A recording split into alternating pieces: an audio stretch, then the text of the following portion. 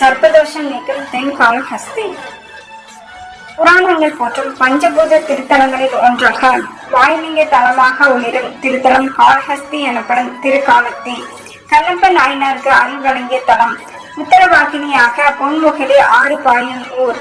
ராகு கேது ஆகிய சாயா கிரகங்கள் நல்ல கிரகங்களாக நன்மை வழங்கும் புண்ணிய சிஸ்திரம் என்று இவருக்கு மகிமைகள் நிறைவுண்டு.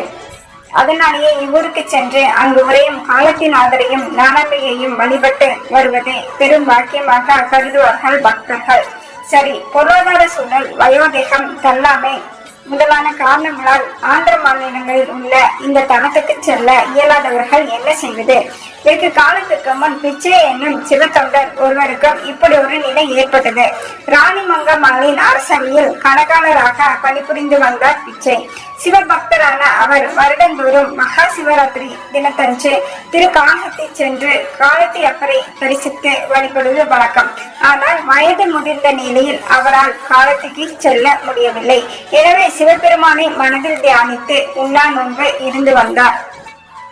கனவில் கிடைத்த கட்டளை. ஒரு நாள் அவர் கனவில் அந்தன குழந்தையாக தோன்றிய சிவபெருமான் காட்டூர் என்னும் ஊர் அருகே வில்வவனத்தில் வெள்ளை அரளி பூத்திருக்கும் மரத்தடியில் உனக்கு அருள்பாலிக்க காத்திருக்கின்றேன், என்னை எடுத்து பிரதிஷ்டை செய்து வழிபடி என்று அறிவுறுந்தார். விழித்தெழுந்த பிச்சை காட்டூர் சென்று ஊர் மக்களிடம் கனவு விஷயத்தை கூறி அவர்களையும் அழைத்துக் கொண்டு வில்வவனத்துக்கு சென்றார். அங்கே வெள்ளை அரளை பூத்திருந்த மரத்தின் அடியில் லிங்க மேனியராக காட்சி அளித்த சிவனாரை கண்டு சிரித்து போன மக்கள் சிவநாம பாராயணம் முழங்க லிங்க திருமேனியை மாட்டு வண்டியில் ஏற்றிக்கொண்டு காட்டூருக்கு செல்ல முற்பட்டனர். ஆனால் சிவசித்தமோ வேறு விதமாக இருந்தது. வண்டி குறிப்பிட்ட தொலைவை கடந்ததும் அதன் அச்சு முறிந்தது. மேற்கொண்டு நகர முடியவில்லை. சிவனின் சித்தம் இது என்பதை உணர்ந்து அந்த இடத்துக்கு அருகில் இருந்த ஆறுமுக பெருமான் கோயிலிலேயே வேத மந்திரங்கள் முழங்க சிவலிங்கத்தை பிரதிஷ்டை செய்தனர். அந்த இடம்தான் தற்போது உத்தமபாளையம் என அழைக்கப்படுகிறது. திருக்காலத்திற்கு சென்று வந்தால் கிடைக்கும் பலனை பக்தனுக்கு அருள்வதற்காக எழுந்தருளிய பெருமான் திருக்காலதீஸ்வரர் என்று திருநாமம் கொண்டார். தலமும் தென்காளஹஸ்தி என்று சிறப்பு பெற்றது. ஆற்றில் பவளையந்த அம்பாள். மூலவர் கிடைத்த பிறகு அம்பாளின் சிலை செய்து பிரதிஷ்டை செய்ய ஊர் மக்கள் விரும்பினார்கள். எத்தனை சிறுப்பிகள் முயன்றும் அம்பாளுக்கான விக்கிரகம் சரியான வடிவத்தில் அமையவில்லை. பிச்சையும் ஊர் முக்கியஸ்தர்களும் மிகுந்த துயரத்தில் ஆழ்ந்தனர். இந்த நிலையில் ஒரு வெள்ளிக்கிழமை அன்று இரவில் சிவனடியார் பிச்சையின் கனவில் தோன்றிய அம்பாள் கோயிலின் அருகில் உள்ள முல்லை ஆற்றில் வெள்ளம் வரும்போது மூங்கில் கூடையில் நான் பவனை வருவேன், எனது விக்கிரக திருமேனியை எடுத்து பிரதிஷ்டை செய்து வழிபட்டால் ஊர் செழிக்க அருள் புரிவேன் என கூறி மறைந்தாள். அதன்படியே ஓரிரு மாதங்களிலே ஆற்றில் வெள்ளம் கரை புரண்டது. அருகில் உள்ள கோகிலாபுரம் எனும் ஊரில் நதிக்கரையில் அம்பாள் விக்கிரமம் கரை ஒதுங்கியது என்கிறார்கள் ஊர் மக்கள். அந்த அம்பாளையும் கோயிலில் பிரதிஷ்டை செய்து காளஹஸ்தி அம்பிகையின் திருப்பெயரான நாடாம்பிகை என்று திருநாமம் சூட்டினர்.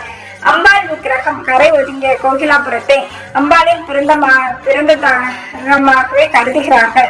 எனவே ஒவ்வொரு ஆண்டும் மாசி மாதம் நடைபெறும் திருக்கல்யாணத்தின் போது இவ்வூரை சேர்ந்த மக்கள் அம்பாளுக்கு பிறந்த வீட்டு சீரம் மருமகனான சிவனாருக்கு வஸ்திரமும் சமர்ப்பிக்கும் திருவிழா வெகு விமர்சையாக கொண்டாடப்படுகிறது. மேலும் இத்திருத்தலத்தில் ராஜவிநாயகர், சரபேஸ்வரர், பைரவர், சோமஸ்கந்தர், லிங்கோத்பவர், குபேரன், குபேரலட்சுமி, 63 நாயன்மார்கள் ஆகியோரை தரிசித்து வழிபடலாம். ராகு கேது பரிகாரம். சாயா கிரகங்களான ராகும் கேதும் தம்பதி சமந்தராக அருள்பளிப்பது தனிச்சிறப்பு. ராகு பகவான் சிமியை தேவியுடனும் கேது பகவான் சித்திரலேகாவுடனும் அடுத்தடுத்த சந்நிதிகளில் அருள்பளிக்கிறார்கள். கால சர்ப்பதோஷம் உள்ளவர்கள் ஞாயிற்றுக்கிழமைகளில் இங்கு நடக்கும் கால சர்ப்பதோஷ பரிகார ஓமத்தில் பங்கு கொண்டு வழிபடுவதுடன் ஓமம் முடிந்ததும் தரப்படும் ஓமத்தில் கிடைக்கும் ரோக சாம்பல், தேங்காய் வாழைப்பழம், நவதானியம், ராகு கேதுவின் வெள்ளி தகடுகள் ஆகியவற்றை எடுத்து சென்று அருகில் உள்ள முல்லை ஆற்றில் இட வேண்டும். இதனால் சர்ப்பதோஷங்கள் நீங்கும் என்பது ஐதீகம். கண்ணோய் நிவர்த்தி ஆகும். கண்ணப்ப நாயனாருக்கு காளஹஸ்தி தலத்தில் சிவனார் முக்தி கொடுத்தருளியதை நினைவு கூறும் வகையில் இத்தலத்திலும் காலத்தீஸ்வரருக்கும் கண்ணப்பருக்கும் சிவராத்திரியின் போது சிறப்பு ஆராதனைகள் நடைபெறுகின்றன. கண் தொடர்பான நோய் உள்ளவர்கள் இந்த வைபவத்தில் பங்கு கொண்டு சுவாமிக்கும் நாயனாருக்கும் வஸ்திரம் சமர்ப்பித்து வழிபட்டால் கண்ணோய் நீங்கும் என்பது நம்பிக்கை. சகசிரலிங்கம் சுரதேவர் ஒரே லிங்க திருமேனியில் சிறிய அளவில் 1008 லிங்கங்களுடன் காட்சி தரும் சகசிரலிங்க தரிசனம் இக்கோயிலின் விசேஷம். இங்கு உள்ள சுரதேவருக்கு ரசசாரம் படைத்து வழிபட்டால் நாள்பட்ட காய்ச்சல் மற்றும் உடல் உஷ்ண நோய்கள் நீங்கும். பாம்பு மற்றும் விஷப்பூச்சிக்கடியால் பாதிக்கப்பட்டவர்கள் உரிய மருத்துவ சிகிச்சை மேற்கொள்வதுடன் பௌர்ணமி தினங்களில் இந்த கோயிலுக்கும் வந்திருந்து இங்கு அருள்பாலிக்கும் விஷராஜா என்ற தெய்வத்துக்கு வஸ்திரம் அணிவித்து பாலாபிஷேகம் செய்து வழிபடுகிறார்கள். இதனால் விஷத்தின் பாதிப்பு நீங்கி விரைவில் குணம் கிடைக்கும் என்பது நம்பிக்கை. மேலும் இங்கே பிராமி, மகேஸ்வரி, கௌமாரி, வைஷ்ணவி, வராகி, இந்திராணி, மகாலட்சுமி ஆகியோருடன் காளி தேவியும் சேர்ந்து அஷ்டமாதர்களாக தரிசனம் தருவது விசேஷ அம்சம். மேற்கூரையில் காலச்சக்கரம். இங்குள்ள அர்த்த மண்டப விமானத்தில் வாஸ்து பெருமாவையும் அவருக்கு இடது கையில் வீணையை மீட்டும் நிலையில் சரஸ்வதியும் வியாகரபாதர் பதஞ்சலி முனிவர்களையும் தரிசிக்கலாம். அதை சுற்றி சதுரமான வடிவில் 12 ராசிகளுக்கும் 27 நட்சத்திரங்களுக்கும் உரிய மிருகங்கள் செதுக்கப்பட்டுள்ளன. பிறந்த தேதி, ராசி மற்றும் நட்சத்திரம் தெரிந்திருந்தவர்கள் இந்த காலச்சக்கரத்தின் மூலம் தற்போதைய கிரக நிலை, தோஷ விபரங்கள், திருமண பொருத்தம் ஆகியவற்றை அறிந்து கொள்ளலாம். எப்படி செல்வது? தேனியில் இருந்து 30 கிலோமீட்டர் தொலைவில் இருக்கிறது உத்தமபாளையம். அங்குள்ள பேருந்து நிலையத்துக்கு அருகில் அமைந்துள்ளது இந்த கோயில்.